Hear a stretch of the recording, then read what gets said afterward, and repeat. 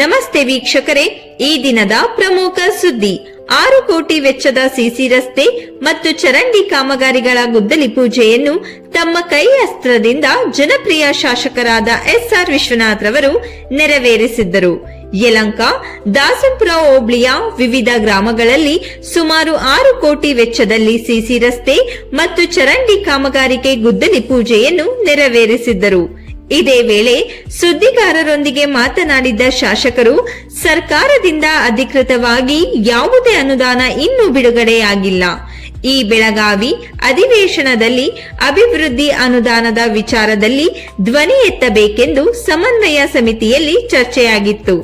ಜನರು ಅಪೇಕ್ಷೆ ಪಡುವಂತೆ ಶಾಸಕರು ಕೆಲಸ ಮಾಡಬೇಕು ಹಾಗೂ ಸರ್ಕಾರ ಯಾವುದೇ ಇದ್ದರೂ ಅಭಿವೃದ್ಧಿ ಕೆಲಸ ಮಾಡಬೇಕಾಗಿರುವುದು ನಮ್ಮ ಜವಾಬ್ದಾರಿ ಎಂದರು. ಬಿಜೆಪಿ ಮುಖಂಡರುಗಳಾದ ಗ್ರಾಮಾಂತರ ಮಂಡಲ ಅಧ್ಯಕ್ಷರಾದ ಎಂ ರಾಮಮೂರ್ತಿ, ದಾಸನಪುರ ಹೋಬಳಿ ಅಧ್ಯಕ್ಷರಾದ ನರಸೇಗೌಡರು, ಕಿತ್ನಳ್ಳಿ ಗ್ರಾಮ ಪಂಚಾಯಿತಿ ಮಾಜಿ ಅಧ್ಯಕ್ಷರಾದ ಕಿರಣ್, ರವಿಗೌಡರು ಇನ್ನು ಮುಂತಾದವರು ಉಪಸ್ಥಿತರಿದ್ದರು.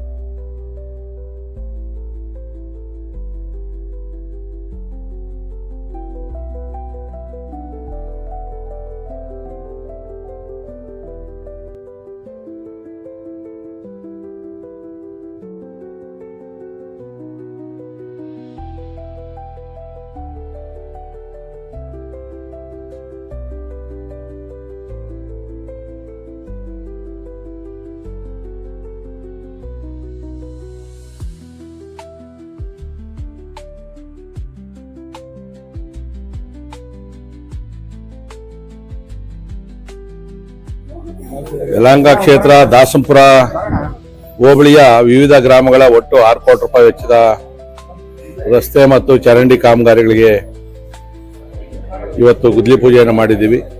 ಕಳೆದ ತಿಂಗಳು ಕೂಡ 2 ಬಾರಿ ದಾಸನಪುರ ಹೋಬಳಿಯಲ್ಲಿ ಪೂಜೆಗಳನ್ನು ಮಾಡಿ ಈಗಾಗಲೇ ಅವೆಲ್ಲ ಕಾಮಗಾರಿಗಳು ಮುಕ್ತಾಯ ಹಂತಕ್ಕೆ ಬರ್ತಾ ಇದೆ. ಇನ್ನೂ ಕೂಡ ಸರ್ಕಾರದಿಂದ ಅಧಿಕೃತವಾಗಿ ಏನೋ ಅನುದಾನ ಕೊಡಬೇಕೋ ಅದು ನಮ್ಗೆ ಇನ್ನೂ ಬಿಡುಗಡೆ ಆಗಿಲ್ಲ. ಈ ಬೆಳಗಾವಿ ಅಧಿವೇಶನದಲ್ಲಿ ಈ ಅಭಿವೃದ್ಧಿ ಅನುದಾನದ ವಿಚಾರದಲ್ಲಿ ನಾವು ಧ್ವನಿ ಎತ್ತಬೇಕು ಅಂತೇಳಿ ನಾವು ಸಮನ್ವಯ ಸಮಿತಿ ಬಿಜೆಪಿ ಮತ್ತು ಜೆಡಿಎಸ್ ವರಿಷ್ಠರೆಲ್ಲನ ಕೂಡ ಮಾತಾಡಿದ್ದೀವಿ. ಯಾಕೆಂದ್ರೆ ಇವತ್ತು ನಾವು ಶಾಸಕರನ್ನ ಜನ ಅಪೇಕ್ಷೆ ಪಡೋದು ಕೆಲಸ ಮಾಡಲಿ ಅಂತೇಳಿ. ಸರ್ಕಾರ ಯಾವುದೇ ಇದ್ರೂ ಕೂಡ ಕೆಲಸ ಮಾಡ್ತಕ್ಕಂಥ ಜವಾಬ್ದಾರಿ ನಮ್ಮ ಮೇಲೆ ಇದೆ. ಸೊ ಅದನ್ನು ನಾವು ಬೆಳಗಾವಿ ಅಸೆಂಬ್ಲಿಯಲ್ಲಿ ಅದ್ರ ಬಗ್ಗೆ ನಾವು ಚರ್ಚೆ ಮಾಡ್ತೀವಿ. ನಮಗೆ ಬಹಳ ದೊಡ್ಡ ಸಮಸ್ಯೆ ಏನು ಅಂತಂದ್ರೆ, ಸುಮಾರು 800ಕ್ಕೂ ಹೆಚ್ಚು ಖಾಸಗಿ ಬಡಾವಣೆಗಳು, ಕಂದಾಯ ಬಡಾವಣೆಗಳು ನನ್ನ ಕ್ಷೇತ್ರದಲ್ಲವೆ ಅಂದಾಜು. ಸೊ 800 ಬಡಾವಣೆಗಳಿಗೂ ಕೂಡ ಯಾರು ಡೆವಲಪರ್ಸ್ ಇದ್ದಾರೆ 10% ಕೂಡ ಅಭಿವೃದ್ಧಿ ಮಾಡದೆ ಹಾಗೆ ಬಿಟ್ಟು ಹೋಗಿದ್ದಾರೆ. ಅದರ ಈಗೆಲ್ಲ ಮನೆಗಳು ಕಟ್ಕೊಂಡವ್ರೆ ವಾಸ ಮಾಡ್ತಾ ಇದ್ದಾರೆ. ಅದು ನಮಗೆ ದೊಡ್ಡ ಅನುದಾನದ ಅವಶ್ಯಕತೆ ಇರ್ತಕ್ಕಂಥದ್ದು. ಯಾಕಂದ್ರೆ ಖಾಸಗಿ ಬಡಾವಣೆಯಲ್ಲಿ ಸರ್ಕಾರಕ್ಕೆ ಯಾವುದು ಅಭಿವೃದ್ಧಿ ಶುಲ್ಕಗಳು ಬಂದಿರಲ್ಲ. ಬಟ್ ಸರ್ಕಾರದಿಂದ ಅಲ್ಲಿ ಕೆಲಸಗಳನ್ನ ಮಾಡಬೇಕು, ಇದು ನಮಗೆ ಒತ್ತಡ ಜಾಸ್ತಿ ಇರೋದು. ಸೊ ಅಲ್ಲೂ ಕೂಡ ನಾನು ಹಂತ ಕೆಲಸವನ್ನು ಮಾಡ್ತಾ ಇದ್ದೀನಿ. ಉಳಿಕೆ ನನ್ನ ಅವಧಿ ಏನಿದೆಯೋ ಅದರೊಳಗಡೆಗೆ ಜನಗಳ ಅಪೇಕ್ಷೆ ಅಲ್ಲದಿದ್ರೂ ಕೂಡ ಅವರನ್ನು ಸಮಾಧಾನ ಮಾಡೋ ರೀತಿಯಲ್ಲಿ ಕೆಲಸ ಕಾರ್ಯಗಳನ್ನು ಮಾಡ್ತೇನೆ.